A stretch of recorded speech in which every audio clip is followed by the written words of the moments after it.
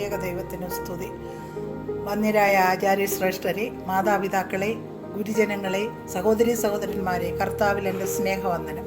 ഇന്ന് നമുക്കൊന്നിച്ച് ചിന്തിക്കുന്നതിനായി തിരഞ്ഞെടുത്തിരിക്കുന്ന വിഷയം കുടുംബ പ്രാർത്ഥനയുടെ പ്രാധാന്യം എന്നുള്ളതാണല്ലോ. കുടുംബ പ്രാർത്ഥന വർഷം ആചരിക്കുന്ന ഈ അവസരത്തിൽ ഭൂമിയിലെ സ്വർഗമായ കുടുംബങ്ങളിൽ കുടുംബ പ്രാർത്ഥന എങ്ങനെ പ്രാധാന്യമായിരിക്കുന്നു എന്ന് പരിശോധിക്കുന്നത് ഉചിതമാണ്. 1947 എഴുത്തുകാരനായ ആൽസ് കാൽപോൺ ആവിഷ്കരിച്ച പ്രസിദ്ധമായ വാക്യമാണ് ഒരുമിച്ച് പ്രാർത്ഥിക്കുന്ന കുടുംബം ഒരുമിച്ച് നിലനിൽക്കുമെന്നുള്ളത്.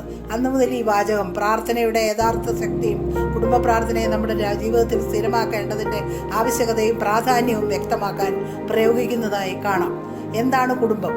ഒരു സമൂഹത്തിന്റെ അടിസ്ഥാന ഘടകമാണ് കൂടുമ്പോൾ ഇമ്പമുള്ള കുടുംബങ്ങൾ.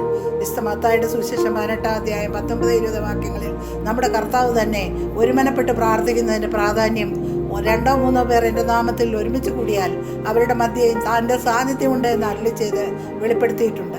എന്താണ് പ്രാർത്ഥന? ദൈവവുമായുള്ള സംസർഗമാണ് പ്രാർത്ഥന. തൻ്റെ രൂപത്തിലെ സാദൃശ്യത്തിലും ദൈവം പരദീസയിൽ സ്വന്തം ജീവശ്വാസം ഊതി സൃഷ്ടിച്ച ആദ്യ കുടുംബത്തെ ഉൽപ്പത്തി പുസ്തകത്തിൽ 1-ാം അധ്യായത്തിൽ നമുക്ക് കാണാം. ആദ്യ മാതാപിതാക്കളുടെ പിന്തുടർച്ചക്കാരായ നമ്മുടെ കുടുംബങ്ങൾ ദൈവസ്നേഹത്തിന്റെ പ്രതിച്ഛായയും പ്രതിബിംബവുമാണ്. വിശുദ്ധ മത്തായിയുടെ സുവിശേഷം 19-ാം അധ്യായം 5-ാം വാക്യത്തിൽ പറയുന്നു, പുരുഷൻ മാതാപിതാക്കളെ വിട്ട് തൻ്റെ ഭാര്യയോട് ചേർന്നിരിക്കും, അവർ ഏക ശരീരമായിരിക്കും. ശാമുവേൽ പ്രവചനം 1-ാം പുസ്തകം 1-ാം അധ്യായം 1 മുതൽ 20 വരെ വാക്യങ്ങളിൽ ഉദാഹരിച്ചിരിക്കുന്ന എൽക്കിനായുടെ പ്രാർത്ഥനയിൽ ഉദാഹരിച്ചിരുന്ന എൽക്കിനായുടെ കുടുംബത്തെ യഹോവ എങ്ങനെ അനുഗ്രഹിച്ചു എന്ന് നമുക്ക് കാണാൻ സാധിക്കും. പ്രഭാതത്തിന്റെ താക്കോലും പ്രദോഷത്തിന്റെ ഓടാമ്പലുമാണ് പ്രാർത്ഥനയെന്ന് നമ്മുടെ രാഷ്ട്രപിതാവായ മഹാത്മാഗാന്ധി പറഞ്ഞിട്ടുണ്ട്. പ്രാർത്ഥിക്കുന്നതിൻ്റെ പ്രാധാന്യം എന്താ? കുടുംബമായി പ്രാർത്ഥിക്കുന്നതിൻ്റെ പ്രാധാന്യം എന്താണെന്ന് നമുക്ക് നോക്കാം. കുടുംബ പ്രാർത്ഥന കുടുംബത്തെ ശക്തിപ്പെടുത്തുന്നു. കുടുംബത്തിലെ അംഗങ്ങളുടെ ജീവിതത്തെ വിശുദ്ധീകരിക്കുകയും ശക്തിപ്പെടുത്തുകയും ചെയ്യുന്നു. ദൈവത്തിലുള്ള അടിയുറച്ച വിശ്വാസം പ്രകടിപ്പിക്കുകയും ഉറപ്പിക്കുകയും ചെയ്യുന്നു. വരും തലമുറകളിലേക്ക് വിശ്വാസവും അനുഗ്രഹവും പകരുന്നതിനും കുട്ടികളുടെ ആത്മീയ വികസനത്തിനും ബാലൻ നടക്കേണ്ടുന്ന ശരിയായ മാർഗം അഭ്യസിപ്പിക്കുന്നതിനും സഹായിക്കുന്നു. ഉൽപ്പത്തി പുസ്തകം 18-ാം അധ്യായം 19-ാം വാക്യത്തിൽ വിശ്വാസികളുടെ പിതാവായ അബ്രഹാമിനെ തൻ്റെ പിൻപിലുള്ള തലമുറയെ കുടുംബത്തെ തൻ്റെ വഴിയിൽ നടത്തുന്നതിന് യഹോവ തിരഞ്ഞെടുത്തിരിക്കുന്നതായി കാണാം. പ്രാർത്ഥനാ നിർഭരമായ ഹൃദയം ദൈവസ്നേഹത്തിന് സമാനമാകുന്നു. ചക്രവാള സീമയെ കീറിമുറിച്ച് പിന്നിലാക്കി പായുന്ന തിരക്കേറിയ ഇന്നത്തെ മനുഷ്യനെ നിത്യജീവിതത്തിൽ കുടുംബമായി ദൈവസന്നിധിയിലായിരിക്കുന്നതിന് കുടുംബ പ്രാർത്ഥന സഹായിക്കുന്നു. കുടുംബങ്ങളിൽ സന്തോഷവും സമാധാനവും സ്വസ്ഥതയും പുലരുന്നതിനിടയാക്കുന്നു. ഏത് അനർത്ഥങ്ങളിൽ നിന്നും വിടുതൽ ലഭിക്കുന്നതിനും കുടുംബ പ്രാർത്ഥന സഹായിക്കും. കുടുംബങ്ങളിൽ ദൈവസാന്നിധ്യവും ദൈവസ്നേഹവും ഉണ്ടായി നിലനിൽക്കുന്നതിനും കുടുംബം വിശദീകരിക്കപ്പെടുന്നതിനും സഹായിക്കും.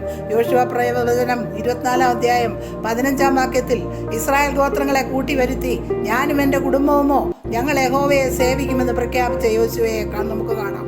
നമ്മുടെ കർത്താവ് പഠിപ്പിച്ചതും പ്രാർത്ഥനയുടെ പ്രാധാന്യം തന്നെയാണ്.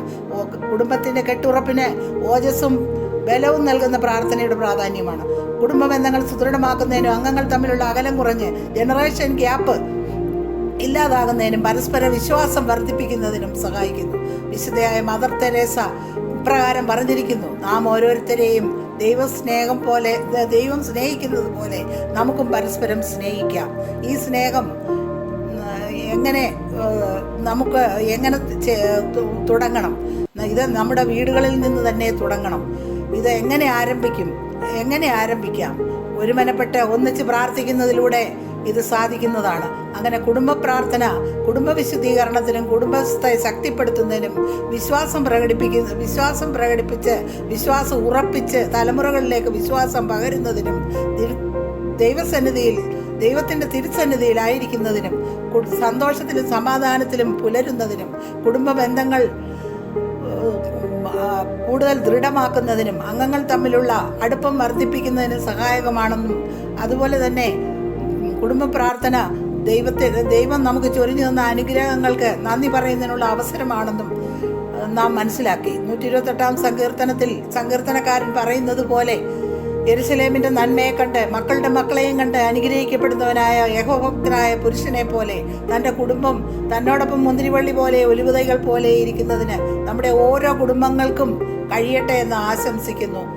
ദൈവം നമ്മെ എല്ലാവരെയും അനുഗ്രഹിക്കട്ടെ. എല്ലാവർക്കും ക്രിസ്മസിൻ്റെയും പുതുവത്സരത്തിൻ്റെയും മംഗളാശംസകൾ നേർന്നുകൊണ്ട് നിർത്തട്ടെ. നന്ദി.